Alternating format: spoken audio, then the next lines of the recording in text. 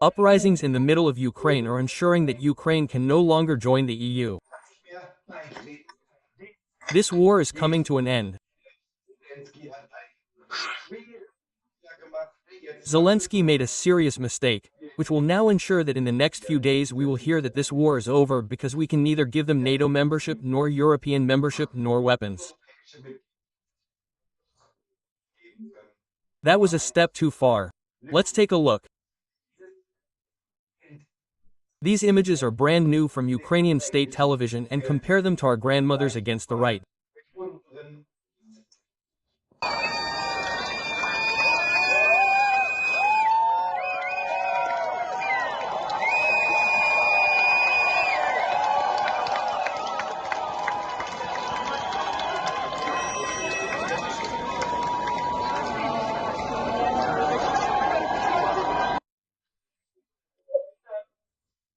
Now that the Ukrainians are running out of human resources, they quickly thought, man, let's actually erase the public prosecutor's office from the department that was designed to deal with corruption, and at the same time, of course, we'll also close the entire corruption authority LM. Imagine if you knew that Ukraine only has about 40% of its economic output left.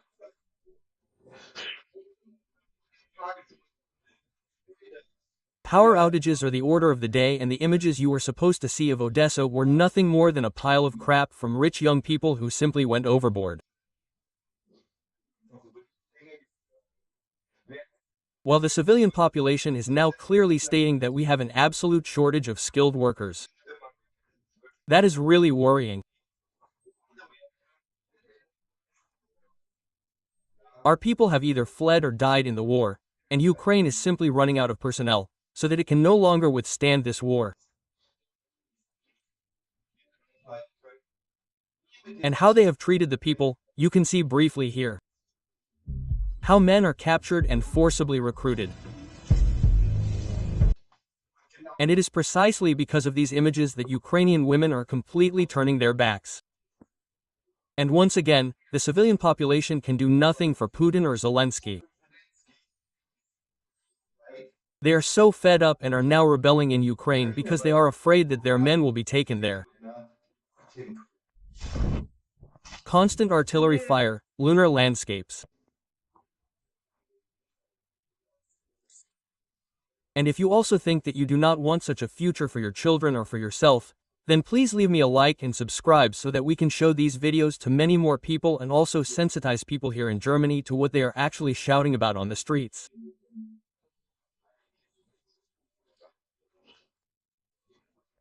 Okay, now for a few hard facts, and I'll explain to you right now what this has to do with ending the war. We provided 59.6 billion euros in military aid and 6.1 billion euros for weapons alone.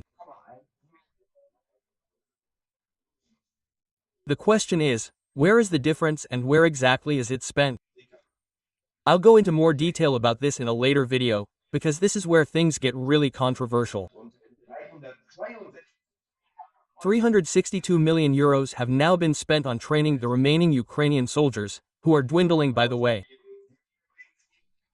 And in Kiev, an improvised memorial was built here since the Russian invasion began. Each of the flags represents a fallen Ukrainian soldier. They all had very young birth rates. If we were to put it purely on the basis of facts, then we would actually have to say that the EU is paying for people's lives to simply, well, be ended. You really have to put it that way with all the money we're pumping in and, well, the civilian population. That's why people are so afraid of holding elections. They don't want this war anymore, and they want real peace as quickly as possible, which you can clearly see that Zelensky doesn't want. That's why all these things are happening now. Penalties for conscientious objectors have been increased, the military service age has been lowered from 27 to 25, and a protective clause has been deleted after certain chronically ill people were partially exempted from military service. Well, and morale has completely broken in Ukraine.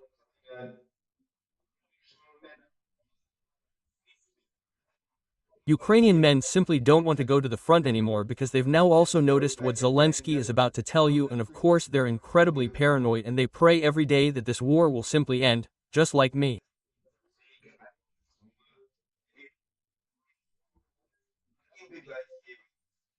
And then we'll get into the situation, why Ukraine has pretty much messed everything up and why this war can't be sustained much longer.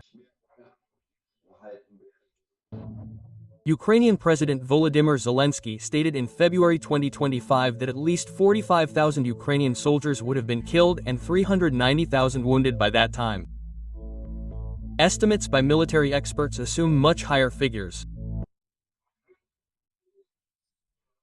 Incidentally, it is assumed, and I cannot substantiate these figures, and I am telling you this, that over 55% of the Ukrainian army has been wiped out and destroyed.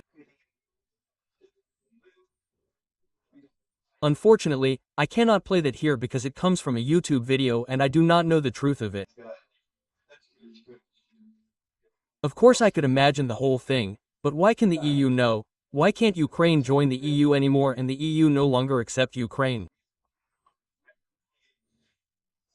That is because of the following point, and I will read it out before we are immediately accused of fake news.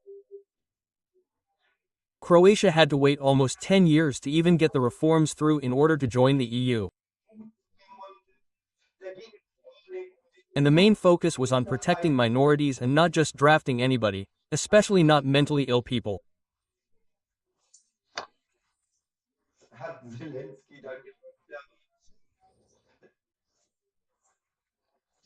Zelensky managed to do a wonderful job of making sure that this was no longer a question for Ukraine, after the decision was made to target minorities in Ukraine in order to gather the human resources that had to be sent to the front, which violated all EU admission criteria.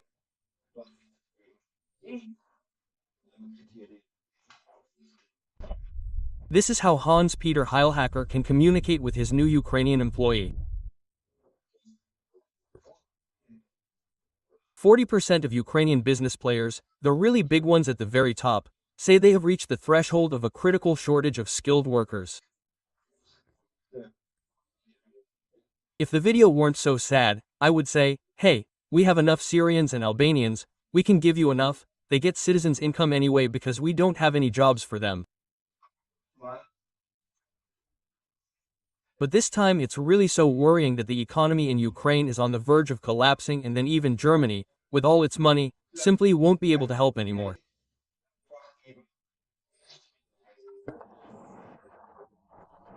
Putin, as I have said several times in recent days, does not think much of Zelensky, has an enormous aversion, does not see him as an equal interlocutor, and basically only wants to talk to Trump, if at all.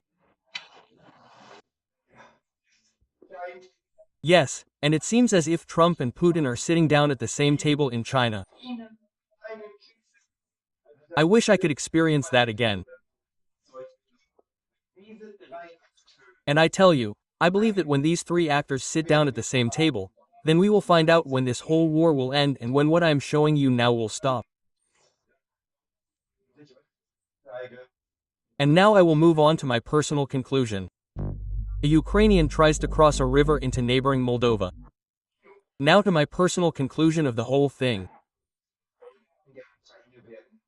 The women in Ukraine are getting louder and angrier because they know how many children and husbands have died.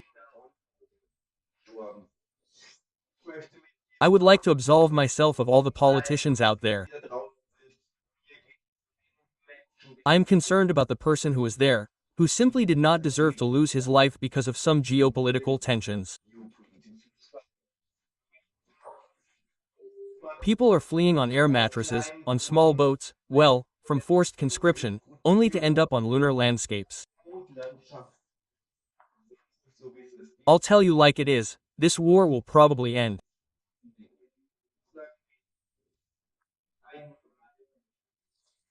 Russia is moving forward like a rocket, really like an absolute rocket, or is securing the front and could produce so much more if it weren't for the chip shortage, so to speak.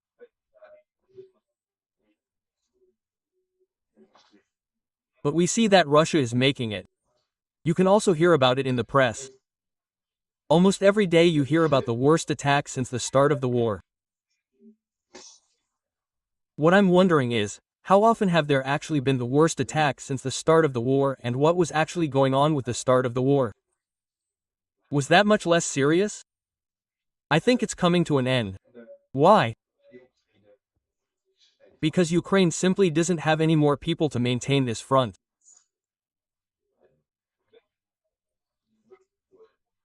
If Europe were to really send soldiers now, officially, then we would have an alliance case, and that is neither legal nor possible. Really?